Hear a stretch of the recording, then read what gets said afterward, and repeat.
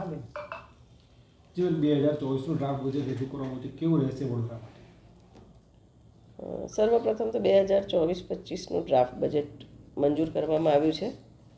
લગભગ એનો વોલ્યુમ 3726 એટલે 3726 કરોડ રૂપિયાનું ડ્રાફ્ટ બજેટ રજૂ કરવામાં આવ્યું છે.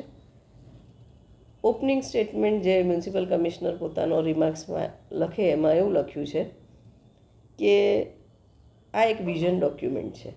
સૌપ્રથમ તો બજેટ એ વિઝન ડોક્યુમેન્ટ નથી, પણ અનફોર્ચ્યુનેટલી ઘણા વર્ષોથી બજેટને વિઝન ડોક્યુમેન્ટ તરીકે જ ટ્રીટ કરવામાં આવે છે. કારણ કે જે ખરેખર ખર્ચ થતા હોય છે એ બજેટમાં એપ્રુવડ ખર્ચ સિવાય કોઈ બી ખર્ચ કોર્પોરેશન કરી ના શકે. સભાસદો બજેટ મંજૂર કરે પછી બજેટ બહારનું અનપ્લાન્ડ કોઈ બી એક્સપેન્સ કરવો હોય તો સભામાં પાછું મંજૂરી થવી જોઈએ, કાં તો કમિશનરે એના સ્પેશિયલ જે પ્રોવિઝન્સ હોય છે એ અંતર્ગત નાના મોટા ખર્ચા કરી શકે ઇમરજન્સીના. પણ અહીંયા તો મોટા મોટા પ્રોજેક્ટ્સ અનપ્લાન્ડ થઈ જાય છે અને પ્લાન પ્રોજેક્ટ હોય છે જે સભાસદો એપ્રૂવ કરે છે નથી થતા. એ ઉપરાંત આપણે ઓવરઓલ બજેટની વાત કરીએ તો આજે 3200 કરોડ રૂપિયાની આસપાસના વોલ્યુમનું બજેટ લાસ્ટ યરનું થયું. એમાંથી લગભગ 1680 એટલે 1700 કરોડ રૂપિયા જેવું તો રેવન્યુ ખર્ચ છે, જે મહેકમનો ખર્ચ હોય, સ્ટાફનો ખર્ચ હોય, અન્ય મેન્ટેનન્સના અને ઇલેક્ટ્રિસિટી બિલને એ બધા ખર્ચા હોય છે. મેન હોય છે કેપિટલ એક્સપેન્સ. હવે કેપિટલ એક્સપેન્સ પ્રોજેક્ટ કરવામાં આવે છે લગભગ 518 કરોડની આસપાસ. Last time 503 crore capital expense project કર્યો હતો, પણ પ્રોજેક્ટેડ એક્સપેન્સ હવે ઘટાડી રિવાઇઝ બજેટમાં 410 કરોડ ગત વર્ષનો કર્યો. એ જ રીતના આ વર્ષે જે પ્રોજેક્ટેડ એક્સપેન્સ કર્યો છે ડ્રાફ્ટ બજેટમાં કેપિટલ એ 518 કરોડ છે.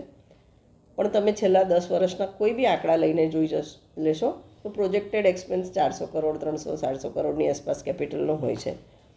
હવે કેપિટલ આવકની વાત કરીએ તો ગત વર્ષની જે આવક અત્યારે બતાવવામાં આવી છે એ રિડ્યુસ કરીને 503 કરોડમાંથી 410 કરોડ બતાવવામાં આવી છે. એ 410 કરોડ બહુ ક્રિટિકલ, હું એમાં બ્રેકડાઉન કહેવા માંગીશ. 100 કરોડ રૂપિયા તો લોનના છે, 152 કરોડ રૂપિયાની જમીનો વેચી એટલે બચ્યા 162 કરોડ. વીએમસીઓ અન્ય જે ગ્રાન્ટ મળે એમાં જે વીએમસીનો ફાળો હોય એ લગભગ 165 કરોડ રૂપિયા છે. એટલે આપણી પાસે જે કેપિટલ આવક જમીનો વેચવા અને લોન સિવાયની છે એ ખાલી મેચિંગ ગ્રાન્ટ જેટલી બી નથી. આ બહુ એલાર્મિંગ વસ્તુ છે. કોર્પોરેશન ગ્રાન્ટ વગર સર્વાઈવ જ નથી કરી શકતું, એ રીતની બજેટની પ્રોજેક્ટેડ પરિસ્થિતિ છે. બીજું, તમે હજી તો બજેટ હાથમાં જ આવ્યું છે, ઉપર છોલ્લું જોયું છે, પણ બીજું તમે જોશો તો લગભગ આ બજેટમાં 794 કરોડની ગ્રાન્ટ અનયુઝ છે આપણી પાસે, પ્રોજેક્ટ કરવામાં આવી છે. આવતા વર્ષના બજેટ એટલે 24-25ના બજેટમાં બી જોશું તો વર્ષના અંતે 665 કરોડની ગ્રાન્ટ અનયુઝ હશે. તો જો આપણે સરકારી ફાળો જે ગ્રાન્ટ્સ આવે છે એ ગ્રાન્ટ્સ બી યુટિલાઇઝ ના કરી શકીએ તો કોર્પોરેશનની એફિશિયન્સી પર મોટો ક્વેશ્ચન માર્ક છે. એટલે એક બાજુ આપણે નાગરિકોને એવું કહીએ છીએ કે પૈસા નથી, ગ્રાન્ટ્સનો અભાવે કામ નથી કરી શકતા, અને બીજી બાજુ આપણી પાસે 1.5-2 વર્ષ સુધી અનયુઝ ગ્રાન્ટ પડી રહે છે, એને આપણે વાપરી નથી શકતા, અને તેમ છતાં પાછી લોન બી લેવી પડે છે. તો ક્યાંક મેનેજમેન્ટમાં મોટી ભૂલ છે, એ આ બજેટ પરથી ફલિત થાય છે. બાકી બજેટમાં દર વર્ષની જેમ મોટા મોટા વાયદાઓ છે, પ્લાન્સ છે, એના ડિટેલમાં હમણાં પ્રેઝન્ટેશન્સમાં તમામ નાગરિકોએ સાંભળ્યા છે, હું રિપીટ નથી કરતી. પણ અમે તો વર્ષોથી ગોલ્ડન ગોલ્સ સાંભળેલા, વિશ્વામિત્રી રિવર ડેવલપમેન્ટ ફ્રન્ટ પાડેલું, સ્માર્ટ સિટી સાંભળેલું, હવે લિવેબલ સિટીની વાત કરે છે. તો આપણે ડિટોરિએટ થઈ રહ્યા છે, સ્ટેન્ડર્ડ્સ નીચા ગયા.